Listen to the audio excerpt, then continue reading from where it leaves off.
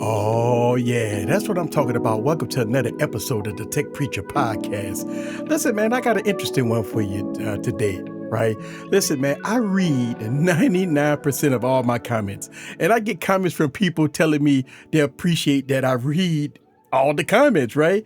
And you know what? I really do want to hear from my fans, from my audience, the things that I do here on this YouTube channel, and some suggestions. But I get these interesting questions, right? A lot of them, right? When I do these phone reviews or tech reviews or all kinds of different reviews, and it makes me ask this question to myself, right? And I want to ask y'all this question: do y'all guys look to YouTube to validate your purchase? Right? Just say, the Pixel 9 Pro just came out, right? Man, I haven't reviewed it yet, but you know what?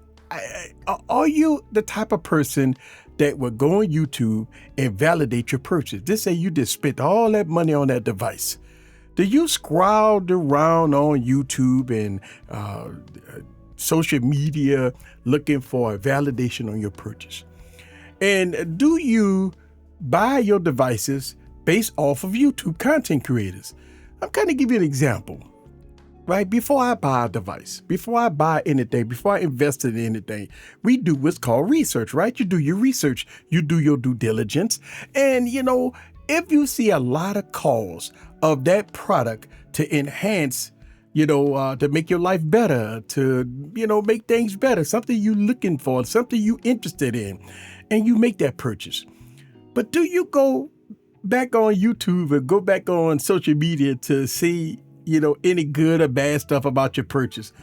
I don't do that, man. Like, I feel that before I pull the trigger on the device, I want to make sure I do all my research. I mean, listen, I will hesitate to pull a credit card out sometimes and buy something because especially big purchases, right? Something that costs, $1,000 or something, I want to make sure before I spend that kind of money, I do my due diligence. And I wait, I watch multiple videos. I find content creators that have different views on that product.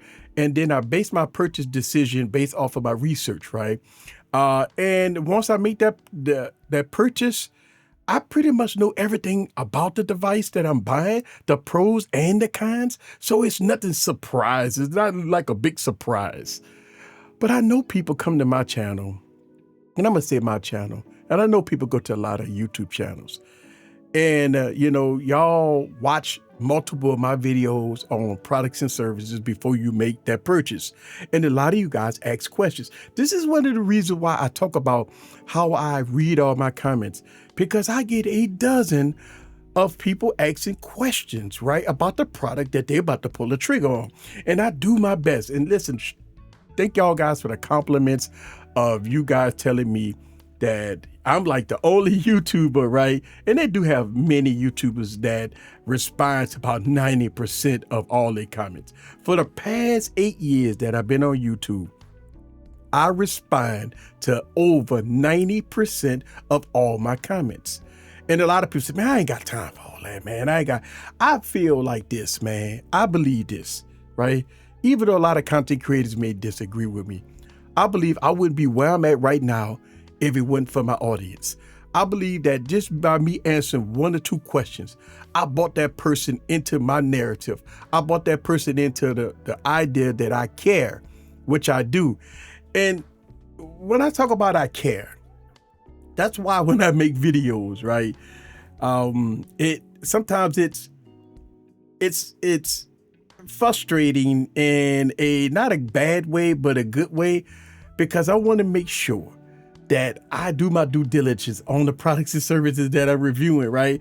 You think about this, right? And I've made plenty rebuttal videos, right? I've made plenty rebuttal videos because I made mistakes. But I look at that when I'm reviewing a product, right? And I want to give my thoughts and opinion about the product. It's one of those things that I believe that they will have dozens or maybe hundreds of people that will buy this product based off of my review. So I want to make sure that I give the best information that I can. Now, a lot of people would tell you just buy it. If you don't like it, return it. Man, listen, man, who want to go through all that? Think about this smartphone, right? You buy a smartphone because a lot of people just say, buy it. If you don't like it, return it. But you got restocking fees. Sometimes if you buy from the carrier, you got to return it. That means you have to mail it off and all that stuff like that. Wait for your credit on your bill. What if you did a trade-in, right? You did a trade-in and you expect that company to send your trade-in back and all that. Man, listen, I would tell you this, to avoid all of that. Do your research before you buy the product so you don't have to return it. The only way you will return that product if it's a defect. But don't return the product. Don't buy a product and return the product because a lot of people tell you just to buy it, right? If you don't like it, just return it. No, listen, man.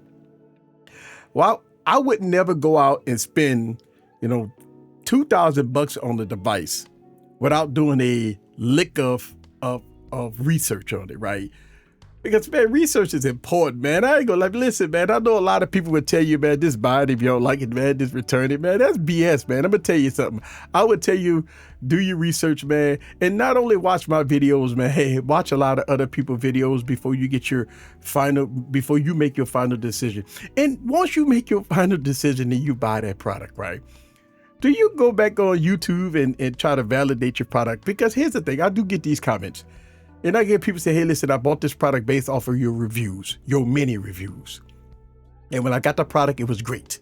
Thank you very much for pinpointing all the details about this device. As you guys know, I make multiple videos about products and services, the same products and services, right?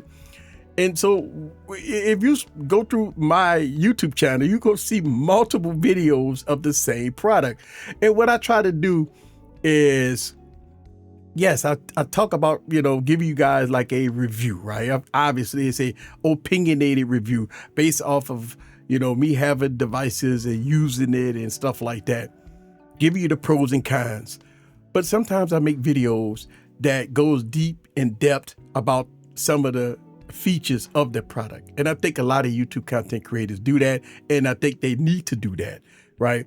And when we talk about long-term use, right? And I do understand, a lot of content creators, due to budget restraints, they got to move on to something else, right? They ain't got no time to be holding on devices for 6 months or 8 months or a year. It's time to trade in and move on because a lot of people don't have the type of capital to hold on devices for years. Not like me, right? Hold on devices for years.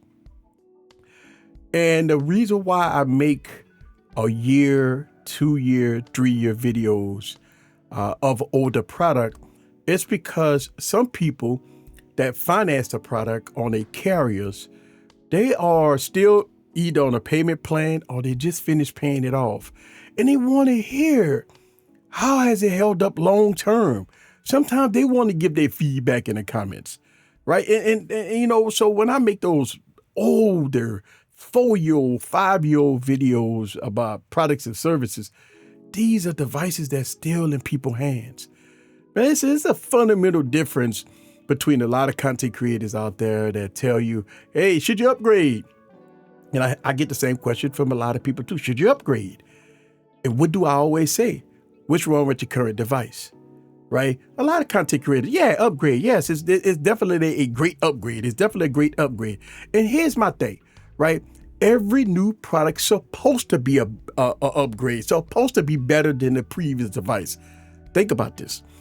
Every new device, whether or not it's going to be iPhones, Android devices, anything, supposed to be better than the older device. It's supposed to be better. So when people ask the question, is it better on battery life? Is it better on the cameras? Is it better on this? Is it better on that? Well, the answer to that question is that it's supposed to be better. Now, here's the question that you have to ask yourself. Is it good enough for you to upgrade? And that's the key. Is your current device working out great? Listen, we talk about smartphones and we talk about this, right? And I go back and forth with a lot of people. Listen, man, I talk about rocket devices till the wheels fall off. I talk about this all the time. And a lot of people say, well, man, this phone has been great for years. Is it time for me to upgrade? And I always look at it cost saving to a lot of people. And I always put that out. I always put this out there. if you got the money and the means to do it, it don't take me or nobody else to influence you or tell you to upgrade. You know what your pocketbook is. You know how your finances is. I'm going to tell you that every new device is better than the previous device. So if you think that your money is ready, then go ahead and upgrade. You don't need me to tell you to upgrade. I would always tell you not to upgrade, but if you got the money and the means to upgrade, then upgrade.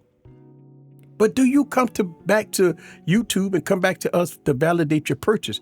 Listen, I always get these comments about, man, this is a great device, but I seen a new one that's coming out. You think I ought to sell my old device and get a new one?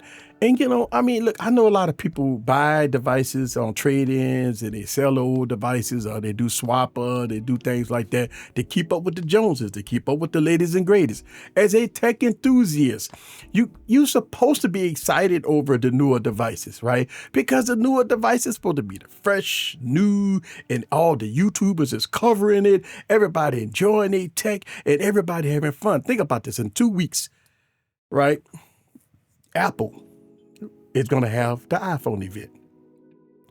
So what you're going to see is going to be a shift in YouTube content creator. They're going to shift from the Android devices and they're going to talk about the Apple devices, right? I mean, that's how it goes every year. They shift from Android to Apple because Apple's the latest and greatest.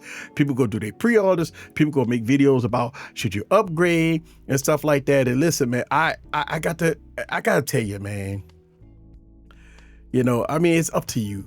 But I know a lot of people do validate their purchase by coming back to YouTube channels, and they fuss with content creators if the content creator is giving them information and they believe that it's false. So what they do is they come in the comments and, oh my God, you are saying this wrong. And listen, man, content creators need to hold themselves accountable too, man. Because I mean, listen, man, for a long time, sometimes content creators do get away with a lot of stuff, right? Giving out false information, giving out, the wrong narrative, to try to get you to click on a link so we can get residuals off of the link.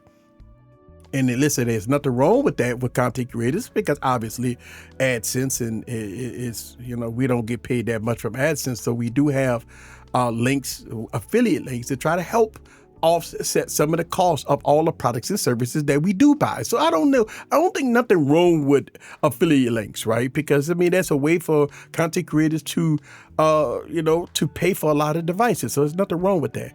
But I believe that a content creator has to be proof positive and real with their community to let people know the good, the bad, the ugly of the devices and services that they're reviewing. Listen, if it's bad, it's bad. Listen, I'm going to tell you, if you follow me for a while now, y'all guys know when I've been talking about Pixels, man, I've been going hard on Pixels, man. Pixels has not been my, I've been in a good grace with me when it comes down to Google devices, right? I've made myself known that I don't hate Google Pixels. It's just my experience with it, right? I make countless of videos about my issues with it. So if you ever came to me about which, do I like Google or do I like Samsung? Do I like Apple and all that stuff? Hey, listen, I talk about the good, the bad, the ugly on every device, right? Let me get a sip of this good stuff here, right? Want some good stuff. I had a person hit me up and asked me about the Galaxy Note 20 Ultra. As you know, the Galaxy Note 20 Ultra is on end of life. And since it's on end of life, that means, no more OS updates and very limited security patches. And the Galaxy Note 20 Ultra is one of my favorites, by the way. So a person asked me, listen, should I get that device up? Because, I mean, listen, it's old.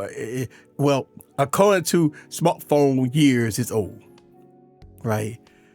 And because, everybody be talking about the latest and greatest and stuff like that. And my question always is, what's wrong with it? Nothing. Is it paid off? Obviously, it's paid off. But should I be worried about updates, though? I get this from people, right? And I made plenty of videos about updates, right? And I make videos about the good, the bad, the ugly, about software updates and security patches, right? I believe that devices should get security patches beyond their end of life. OS updates is something different, man. I mean, listen, you could go without an OS update. I mean, if you're on Android, 13, and then that's your final update, man, you could rock it till another couple of years and you won't have no problems, right? I don't see no issues with rocking a device with an older OS. But what I'm saying is this, right? You have to protect yourself no matter what. Make sure your apps are up to date from the Play Store. I talk about this in videos. Make sure your apps is updated, and make sure that you don't, unlock your bootloaders and download unauthorized APKs. Right? If you download unauthorized APKs, you are just open yourself for all kinds of disasters, especially if you don't know what you're doing. Right? So my rebuttal to a lot of people is make sure your apps are up to date and just do the normal stuff, man. Listen, man, I don't want people to not use their phones for anything. Use your phone for what you always use your phone for, right? I mean, listen, man, I know the naysayers will always tell you, give it up. And listen, man, I talk about this, right? In this world right now, in the economy we in, I mean, listen, if your pockets is long and fat, man, it's all good. Buy what you got to buy. But I'm always here to try to help save you a few bucks, right? And I always talk about planning your purchase, right? Months in advance, saving your money. And I talk about like maybe the Galaxy S25. We know that device is coming out February 2025. You got an opportunity now to start saving your coins. We know that the device gonna be mid-$1,300, mid-$1,200, right? Especially if you think that, okay, if I don't get a good trade-in, or if I do a trade-in, or maybe I don't have a trade-in, then I have to have my coins ready. So what do I always preach? Plan your purchases, right? I plan my purchases. I don't buy nothing without planning it, right? And I always talk about this. I want y'all guys to understand something. Everything you see in my studio, all this stuff, these beautiful microphones and lights and cameras all over the place, these are planned purchases. These are purchases where I took out my cookie jar, right? My coin jar, and I'm putting money in it. I get separate accounts, putting extra money in it. Instead of me going, eat and spending $120 on out eating somewhere, I take that $120, put that in that special savings. It's because when I'm ready to make that purchase, I got the money aside. I got that money ready for that purchase. And I think the discipline in most people is very, very, very good. I mean, you can have discipline, right? You can have discipline and make sure that when you make your purchases, it doesn't harm your household. It doesn't harm anything. You just make your purchase, right? Listen, man, in 2025, all this stuff we talking about with the pixels and all this drama and all that stuff, that goes away because in 2025, all new devices come out. Everything that people telling you to upgrade with today, in the next 6 to 9 months, everybody gonna be moving on. Tech reviewers move on. They're not gonna be, think about this. Let me talk about this.